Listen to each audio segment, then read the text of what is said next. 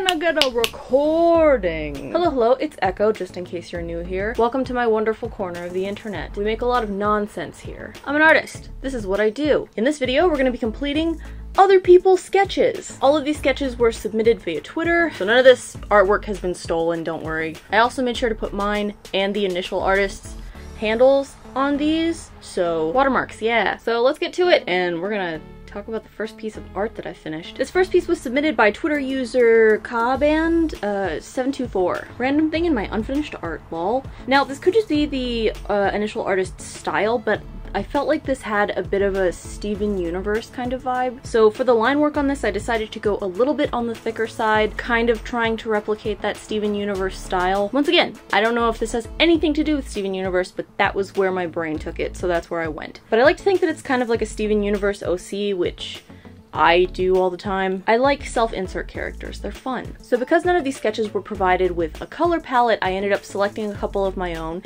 With this one, I wanted to go with more oranges and yellows. I was kind of leaning into the inspiration of an Arizona sunset. Lots of pinks and yellows and oranges. The background took quite a while to figure out because I wanted to make it like a sunset, something that you were looking up towards the sky as if she was flying. The light source on this is coming from below, so it's not scientifically accurate, but it is aesthetically accurate in terms of how the light is cast in a sunset, because, you know, as the sun sets, light is cast up at the clouds. All of the highlights in this are in a vibrant yellow, and all of the shadows are in a deep purple. This helps add to the overall feeling of a sunset. I did try to make the light source coming from the side a bit more than just straight up from underneath, so it is a little bit more logical. It makes a little more sense. Light sources don't need to make sense. If you can make them look kinda right, it's fine. Art defies the laws of physics. Do whatever feels right. If it harms none, do as you will. But flipping your canvas is not the worst idea. I like how this one came out. I hope that you are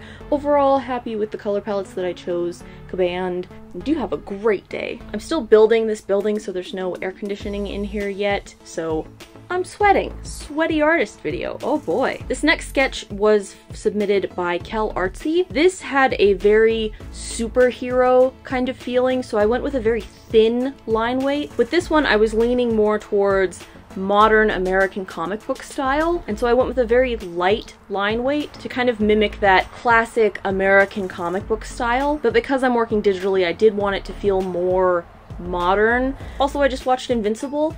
Ow, my feelings. It is a very intense show. Do not watch it if you are a child. So good though, like hardcore drama. It's been 2 days and I still have feelings about certain scenes that just pop into my brain. Honestly, I'm probably gonna buy the comics because I just need to know what happens. I need more. Once again, I didn't really have a color palette to go with this, but in my brain, she feels like a redhead. Not entirely sure why, but I just feel like her hair needed to be a warm red. More red than this. My hair is like orange and red, but I finally got dye so I can fix it and make it this color, which it's supposed to be. I also wanted to put a lot of blues and cyans. I love cyan. It's just such a fun color, and a lot of people don't really know it exists as its own color, and so it gets overlooked in a lot of color choices. I felt like her nightgown made sense as a pale indigo blue, kind of like a hospital gown, but also like a silk nightgown. The main color that I wanted for this was cyan, because cyan is very easy to make glow. Cyan can be a very glowy color. It feels like she's showing some kind of power, so I felt like her hands needed to be glowing. And to add to the comic book theme, I also used a halftone brush or screen tone brush to add all these fun little dots in the background. Halftones are actually a printing technique. I don't even know if they're still used anymore. So the background and her power are composed of screen tones or halftones for America. So because at this angle she's clearly looking down, floating up, I wanted to add very dramatic, straight upward lighting, which is not easy to do. Because the shadows in this are meant to be uniform, they are completely black, but when you just add black on top of colors, it tends to visually desaturate them a little. So half of these layers are set to soft light, just to try and boost the saturation in those dark areas. In this specific drawing, there's both stark shadows and then also gradient shadows, which are a lot more subtle and hard to pick pick up on, but they add a certain layer of dimension to this art. Oh, and I also put highlights in this one. I haven't messed around with highlights in a really long time. This project has actually been kind of useful in learning alternative drawing styles, because if I was going to draw this, I would not have drawn the wrinkles in this way on her clothing, but I really like them, and it's something that I'd like to incorporate more into my personal style. I hope I did your character justice. Thank you, Kel Artsy, for submitting to this very strange experiment that we are doing here today. More coffee. Let's continue.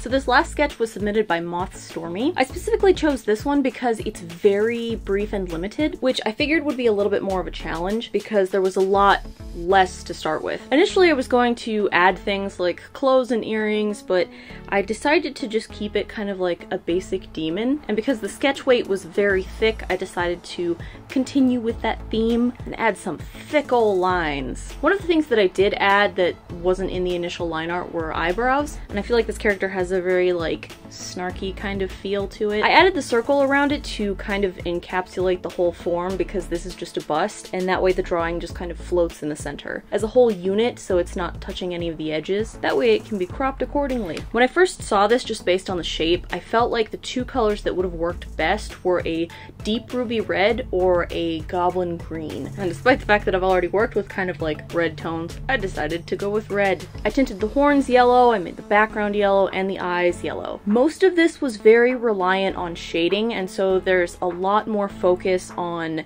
gradient shading and defined flat shading, and also highlights. And the highlights on this have been set to an overlay, so instead of being more bright, they're more vivid. This one feels like it's intended to be more cartoony, but I wanted to still kind of give it that depth, otherwise it would have felt too simplistic. And then of course the last thing I did was to add mine and the other artists' Twitter handles, just so people can go back to the source if they want. Watermarks are good. Watermark your art, because otherwise people will steal it. Moth Stormy, I hope that I have done your sketch justice. Most of these submissions come from Twitter, so if you would like to participate in a future video like this, I recommend following me there.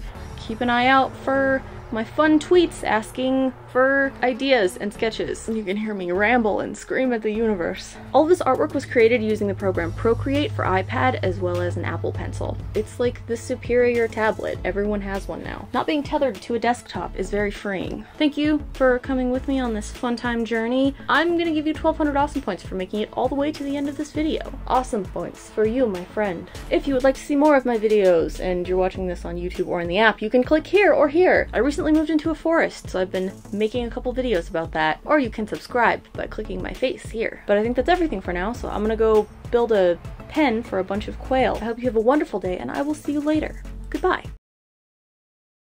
That's what you gotta do in the world of the internet.